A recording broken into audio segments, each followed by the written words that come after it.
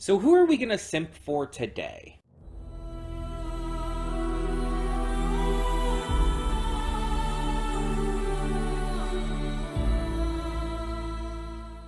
Hey everyone, welcome to Princess Gay. I'm your host Connie, and today we are here with my blind reaction to episode 6 of Castlevania Nocturne. Last we left off, Annette was kind of being a dick.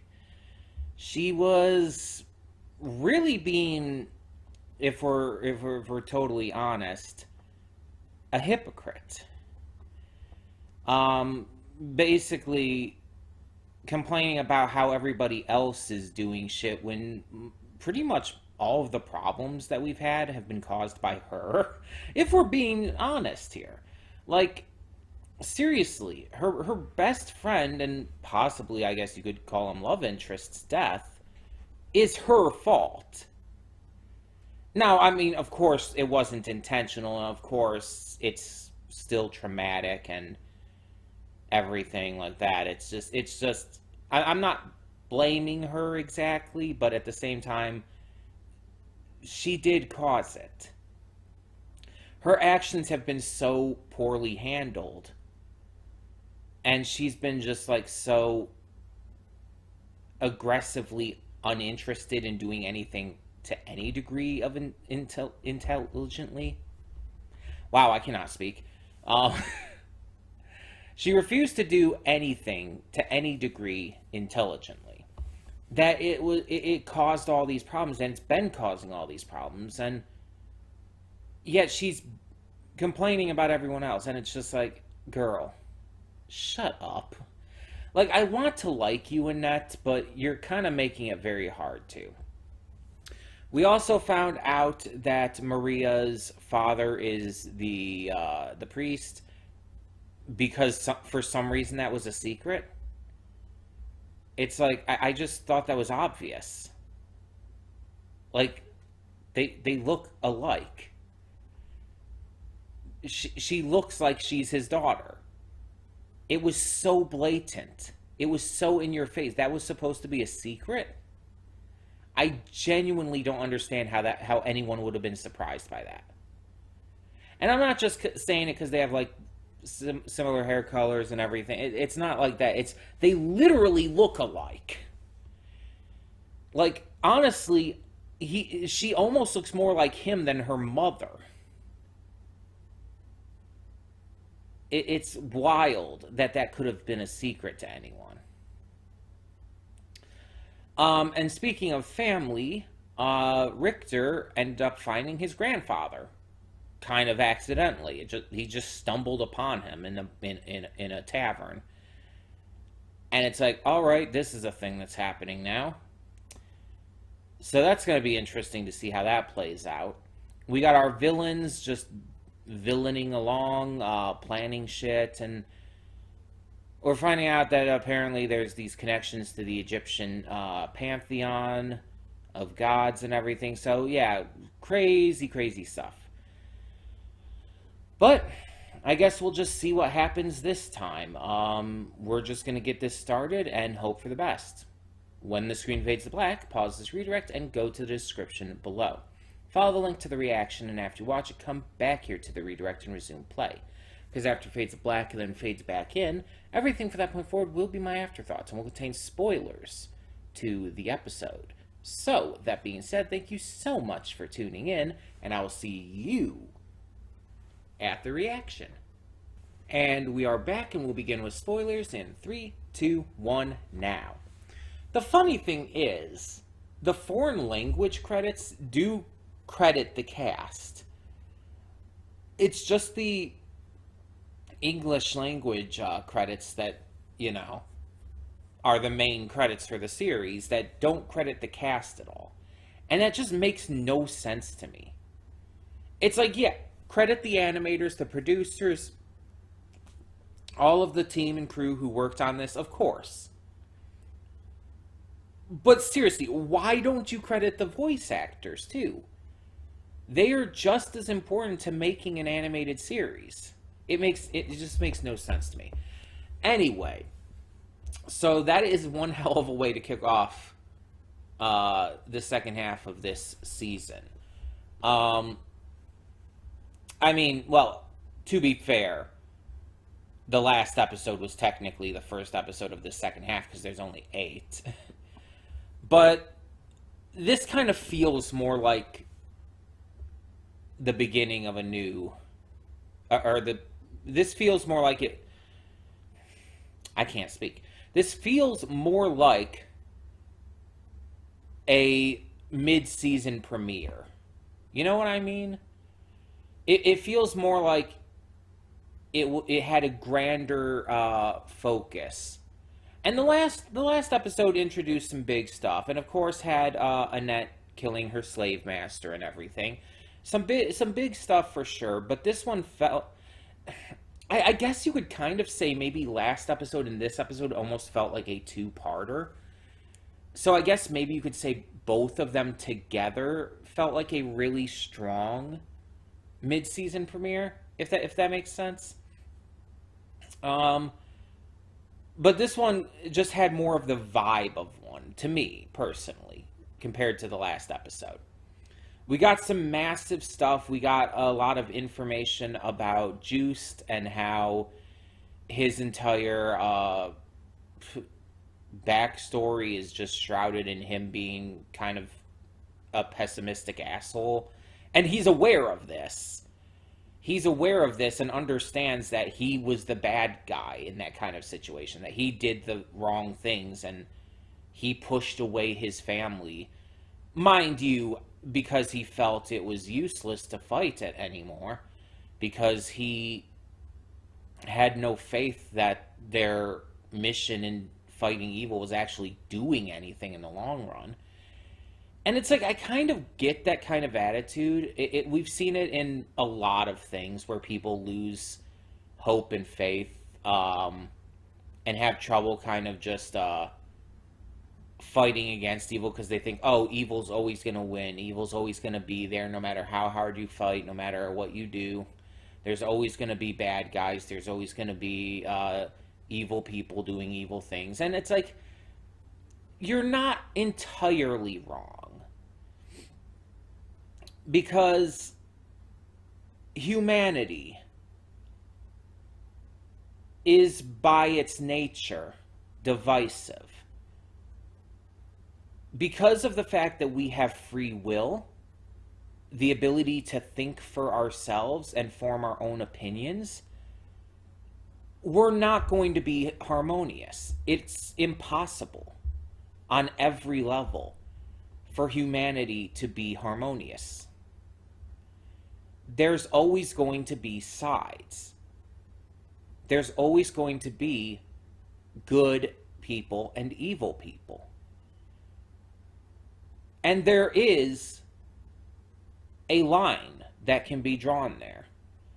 A lot of people will tell you, oh no, it's all gray. It's like the world is not black and white. It's all gray. It's like good and evil.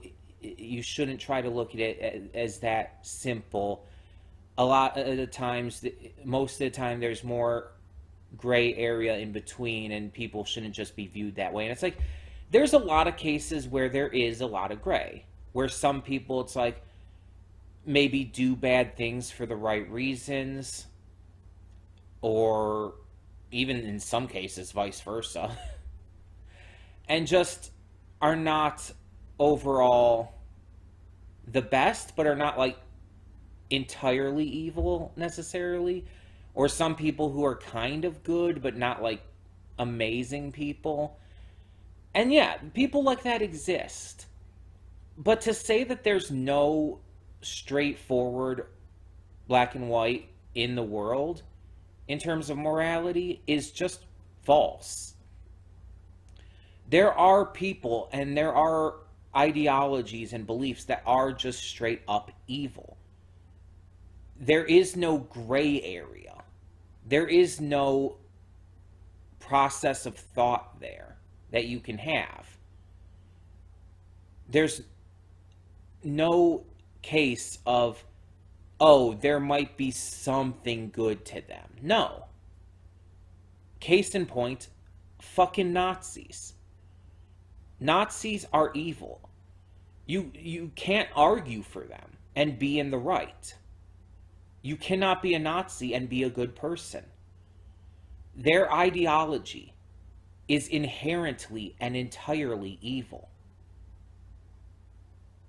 There is no exception to that. And so that's pretty black and white. That's pretty straightforward. And that's just how it is sometimes. There are cases where people are that simple. So you just have to be able to differentiate between that and the more gray areas that do exist. And in this, we kind of get one such evil with Elizabeth Bathory, aka Vampire Jesus. We finally get to meet her, and this is one of the big reasons why I say this episode really feels like a mid-season premiere, because we get to meet the Vampire Jesus that has been built up throughout this season. We finally get to see her, finally get to, meet her and see what kind of character she is. At least to the degree we see her in this.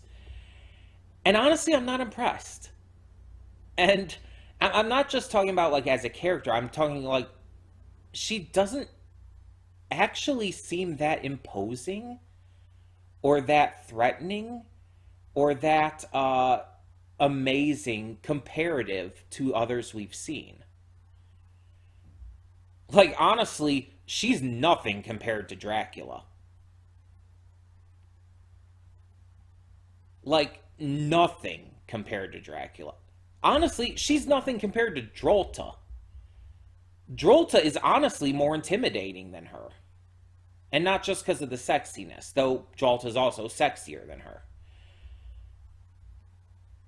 Drolta feels more like the final villain here than she does. But, to be fair, we haven't seen a lot of her yet. We've only seen a little bit of Elizabeth here.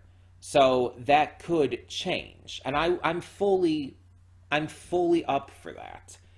This was only our first glimpse at her character. So we'll have to see how it goes. But we also get more of the backstory on Olrox. Like, we already know that Julia killed his partner. Like, that was not a secret. We learned that right away. But now we find out the details behind it. His partner was a native who was turned into a vampire by Olrox. And it's implied that it was possibly non-consensual, which is bad. But Olrox did it out of fear of losing the one he loved, because he genuinely loved him. And this is definitely one of the gray areas I was talking about. Olrox shows a lot of gray in this episode. He shows that his killing of Julia was entirely vengeance, which we kind of already knew, but we're really seeing here that it had no ill will well, there was ill will there, but it wasn't out of a malignant, a malicious mindset. It was purely for revenge for his loved one. That's also clearly why he let Richter go. His beef wasn't with Richter, it was with Julia. So you also kind of feel bad for him, because it's made very clear that he adored his partner. Like, actual, genuine love. And so you kind of feel bad for him for what happened. But you also understand that he is still a bad guy. He has still done bad stuff, and he's going to do more. That's unquestionable. So this is kind of where you get into that gray area, and I like that we're seeing that with Olrox, that he is becoming more of an in-depth character through this season. Then we have Maria confronting her father, who is just, spreading the same bullshit that he always does. Basically going on about, like, oh, this is for God, we must do anything for the sake of God. It's like, you know you don't actually believe that. It's like, it's so blatantly in your face that you know you're bullshitting right now. Like, what? Like, ignoring the whole thing, the whole bullshit thing about, oh, he's a priest, so he's not supposed to have sex, he's supposed to be celibate. Ignoring that bullshit, because that's bullshit. That's always been bullshit. The entire celibacy for priests thing is stupid. There's never been a genuine, legitimate reason for it. Ignoring all of that. The way he's acted as a father since it's been found out, it's clear he doesn't give a shit about Maria. He does not care about her as his daughter. He looks at her like he looks at anyone in this town, as a quote unquote lost sheep of God. He sees her as someone to fix, someone to shape in his image, while masquerading it as the image of God. Like, I'm a Christian. I make no secret of this. I go to church. But I'm also a very, progressive Christian, which basically just means, I actually follow what the Bible says, and what Jesus taught more accurately.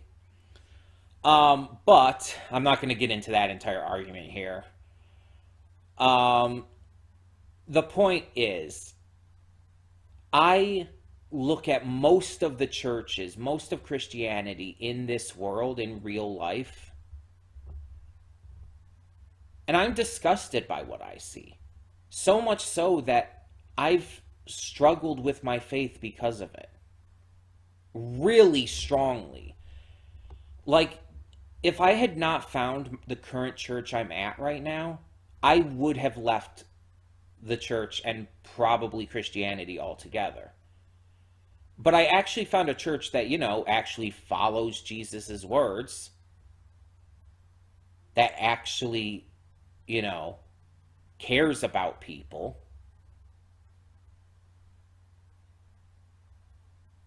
And I'm happy there.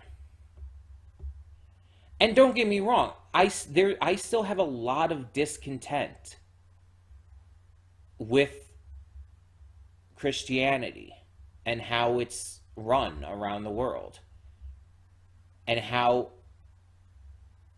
antithetical to Christ's teachings it is. I consider myself a Christian, but kind of barely. It's basically within this church that I'm a part of. Outside of this church, I don't really identify with the rest of Christianity that I see, because it's so fucked up. And so when I watch a piece of media like this that showcases such a notable focus on the church and on Christianity, this is a very realistic depiction, not only to the times that this took place in, and you could say that about the original Castlevania series too, with like the Archbishop of Gresham and everything. Not only are the cases of these corrupt, evil, vile pieces of shit masquerading as Christians, Not only is that accurate to those time periods, but it's still unfortunately accurate to this day. When you have Christian leaders like Greg Locke in in the church, it's like you know that Christianity is lost. It's really sad. And it's like even with stuff you don't even if you don't agree with just the idea of Christianity as a whole, the teachings of Jesus doing stuff like feeding the poor, taking care of the hungry and or feeding the hungry, taking care of the poor. I don't know how I mixed that up so notably. Feeding the hungry, taking care of the poor, um, you know, accepting and welcoming in everybody, stuff like that. Doing what you can to help people who need help. Most of the modern church is against that. Modern Christianity, let's just put it this way, is right wing. And that goes entirely against the teachings of Jesus. So, yeah. There are exceptions here and there, such as the church I attend now, but it's one of those cases where this is why I have turned away so much from a lot of this, and why I almost completely left it behind. People like Maria's father here. And so it's like it's very clear because of personal connection here. He is one of my least favorite characters in this. And I mean, I won't say he's not well written. It's just I can't stand him because of this kind of thing. And then we have Annette, who I think is starting to come to terms with the fact that she's been stupid as fuck this entire season so far. Like, I feel for her, and I side with her against all the terrible shit she's gone through. But what the fuck, girl? Like, you need to calm down and actually think for once, not to just rush into situations and put yourself and others in danger. And then bitch about other people running away when you're in over your heads. Sometimes running away is a good thing. It keeps you alive. Can't fight another day, can't do anything if you're just gonna die by standing there. How is that gonna help anyone? Hopefully she's learned from this and learned from talking to her ancestor. Because my God, I've been getting really annoyed with her. And of course, we have the fact that in this little scuffle with Nikolai and these other vampires, we have our boy Richter finally regaining his magic, unlocking it for the first time since this entire mental block was put in place as a child. And yeah, Jesus, he's strong. Like, just the precision and strength of his flames and everything, like, my God. Like, if he can truly master this, he's definitely got more power in him than Sypha ever did. And I mean that with genuine, like, love, because I adored Sypha as a character. But Richter has generations of that within his blood, more so than Sypha at this point. Or rather, the generations of this that he has within him is more honed. Of course, I guess I don't technically know if magic in this world works like that. Does it get stronger as it's passed down through the generations? I don't actually know. It really depends on the world that a series takes place in as to whether or not it works like that. I don't know. But either way, he's much stronger than Syphon. That's very clear. I'm very interested to see if Juiced will eventually get his magic back. And just how the last couple episodes of this season are going to go. How is this going to close out? I guess we will find out. So tell me in the comments below, what did you think of this episode of Castlevania Nocturne? And for now, I'm Connie, and I'm signing off. See you all next time.